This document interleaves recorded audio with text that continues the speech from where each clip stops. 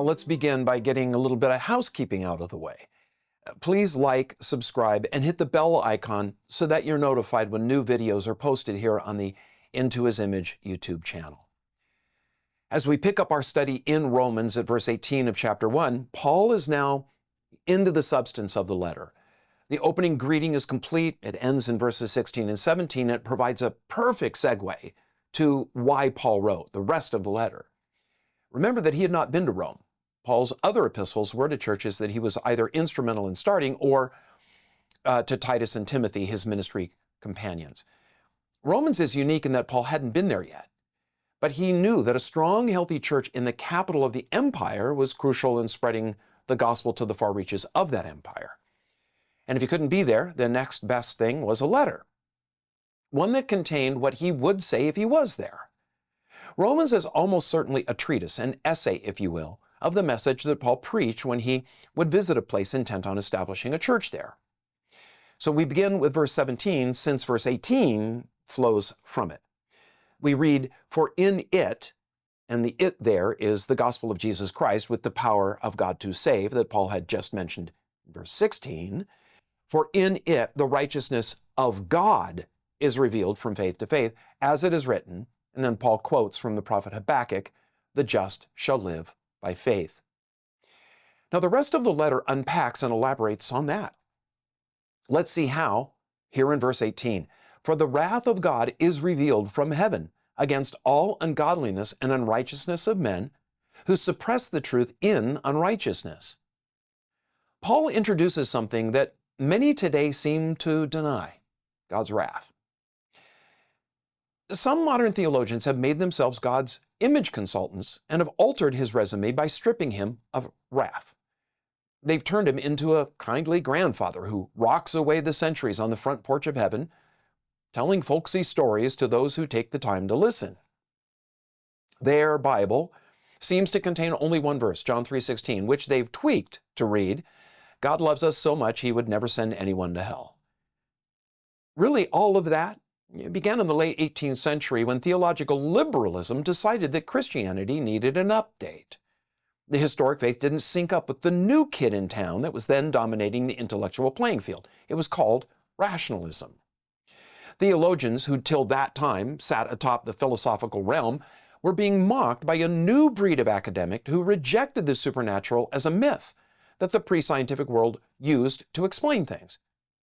Rationalism dismissed religion as mere superstition. Now everything, they said, could be explained by numbers and theorems. There was no need to appeal to the supernatural. While some church leaders pushed back by showing the limits of rationalism and how it could not explain a whole realm of important subjects, others capitulated and edited their theology so that it aligned with rationalism. After being created in God's image, it seems they returned the favor and created him in theirs. They turned the God of the Bible into a God for this age. Their spiritual children live on in the theological liberalism and progressive Christianity of today. Their stripped-down version of God has no wrath, except maybe towards evangelicals who believe in classic historic Christianity. The God of liberal theology has only love. But love isn't the God of Scripture's only attribute. He's also righteous, just, holy.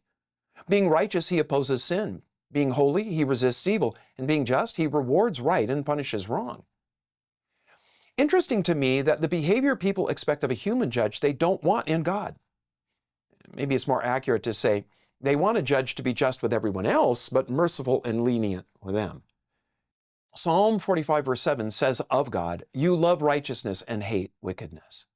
That word translated wrath is ogre in Greek, and it speaks of a hot anger, an intense indignation because something is wrong.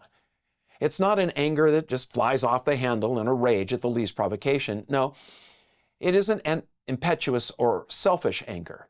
It's an ongoing, fierce opposition to what ought not be.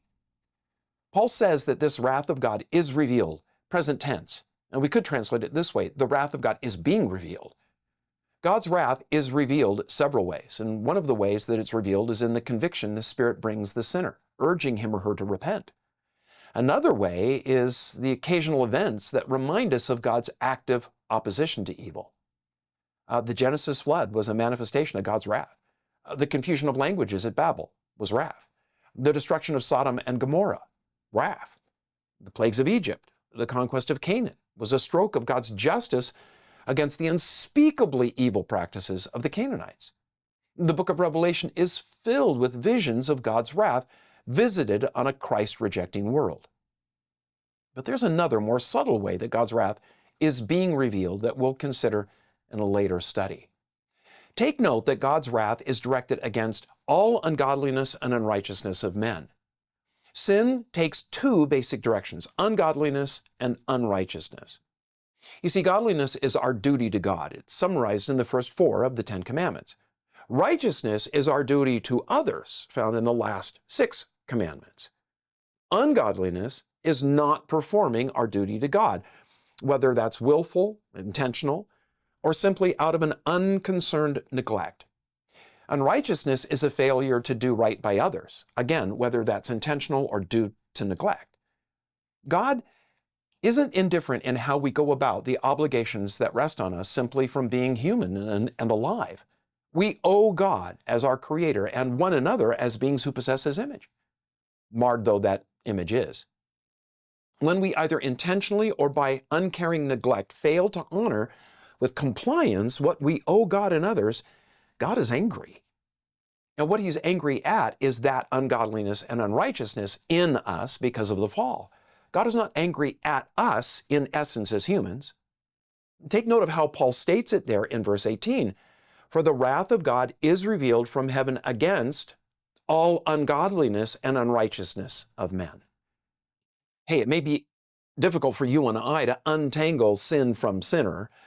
It's not for God. And that's why He's able to love people even when their ungodliness is an abomination and their unrighteousness is gross. Verse 18 ends by referring to those who suppress the truth in unrighteousness. Paul paints a rich picture by his use of the word suppress here. It means to hold something down that by its nature won't be held down. My wife and I once had a cat, and I tried to give it a bath.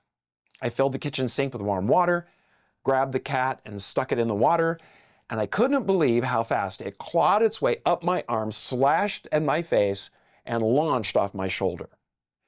A perfect picture of this word suppress. People are uncomfortable with a God who holds them accountable, and so they pretend that He doesn't. But the idea keeps popping up. It annoys them that having dismissed the holiness of God, it continues to trouble them.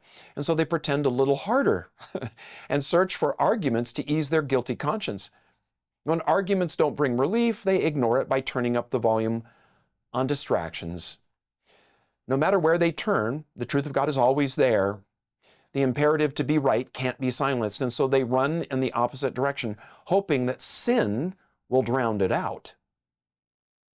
They try to submerge the truth in unrighteousness, which only sinks them further in the wrath of God that they're trying to ignore. We read on in verse 19, because what may be known of God is manifest in them, for God has shown it to them. Now, this introduces a line of argument for proving the existence of God that I have used many times over the years. Paul says that an awareness of God's existence is clearly evident to all. It's something that God has revealed in people. Because of the work of radical materialists and secular humanists over the last century, some have come to think that the entire idea of God no longer is tenable. They say that religion only exists as an outdated holdover from ancient history when people couldn't explain the forces of nature, and so they attributed them to deities. But now that science knows the laws of nature, we no longer need religion. So with a sweep of the pen, the atheist does away with over 2,000 years of some of the greatest work of humanity's brightest thinkers, recognizing in the human soul an intuitive sense of the existence of God. When Miss Sullivan worked with Helen Keller, she came to a point when she tried to explain God to her. Keller, who was born deaf, dumb, and blind, told Sullivan that she'd always known there must be a supreme being who'd created all things, and she was glad to know his name and more about him. Besides the persistent and insistent intuitive awareness of God's existence is an even greater proof. Verse 20, for since the creation of the world, His invisible attributes are clearly seen, being understood by the things that are made, even his eternal power and Godhead, so that they are without excuse. In a humorous play on words, Paul says that though God is invisible, his existence and power are made visible by what he's made, what he's created. Just as a watch requires a watchmaker, and we can learn, I think, something about the watchmaker from that watch, so creation requires a creator, and there are things that we can learn about him from his creation. In Psalm 19, David describes the sky as a manuscript spelling out for all of humanity the existence of God. The starry expanse of the night sky is a global announcement of God's existence. Now, creation doesn't tell us everything there is to know about God, but it presents us with at least one undeniable reality: God exists. The fact of creation necessarily demands the existence of God. If there was ever a time when there was nothing, there'd be nothing now, because nothing is no thing, and no thing can do nothing. That there is something now proves there must be something which by its very definition stands as the origin or the source of all other things. But this first thing must own its own existence and itself be uncaused. In other words, it's eternal. Now, how many times has this scenario played out? A young child will ask a parent where something came from. And then that parent goes back through a long sequence of cause and effect, but eventually gets to the place where mom or dad says, God made it. When the child asks, well, who made God? That's when the parent usually tells the youngster to be quiet. Here's the problem. God is eternal. And so the question, who made God? It doesn't work. It's irrelevant.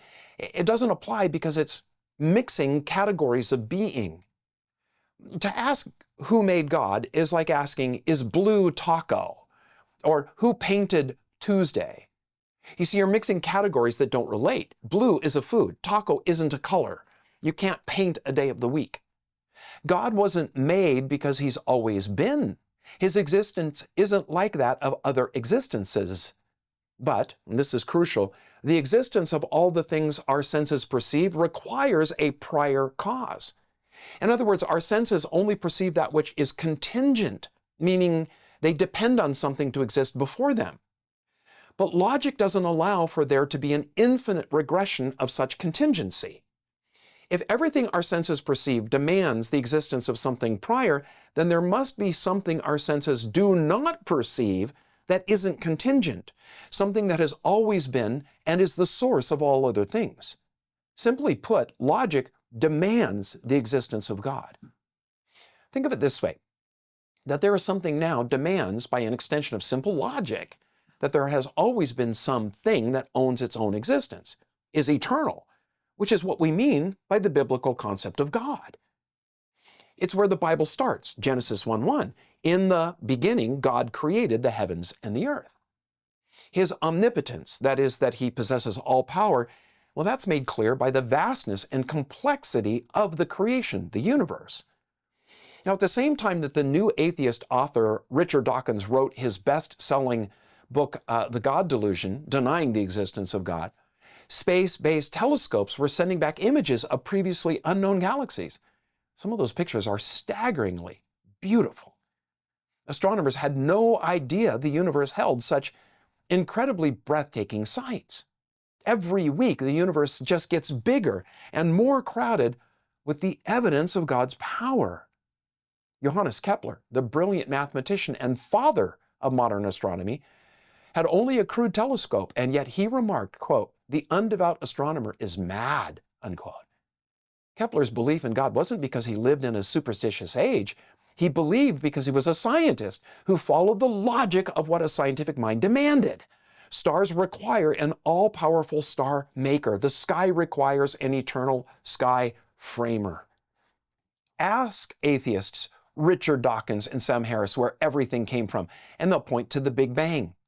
But that's not a logically sufficient answer. The Big Bang is an event. It's not a cause.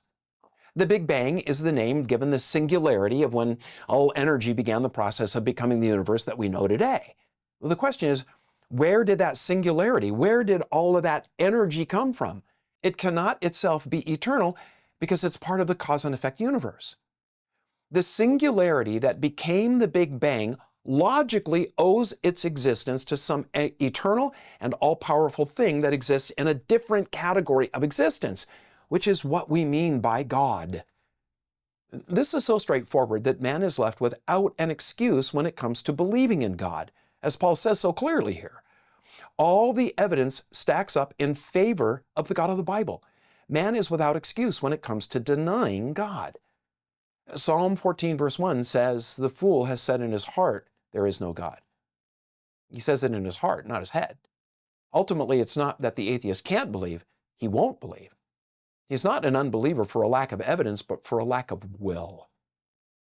Verse 21, because, or another reason that God's wrath is being revealed, although they knew God, they did not glorify him as God, nor were thankful, but became futile in their thoughts, and their foolish hearts were darkened. Unable to deny the existence of God, they edit him, expunging those things they don't like while replacing them with attributes that allow them to do what they want. Instead of giving God the glory that's due to him, they tame him, one who demands little but gives much. Their God is an idol, a deity of their own making. And since we become like the God that we worship, having fashioned a God from their desires, life rapidly breaks down.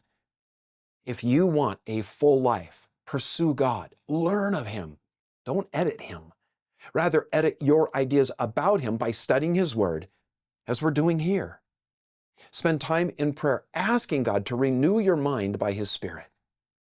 Romans will go far in deconstructing errant ideas about God and replacing them with truth that will bring us into the life that God intends for us.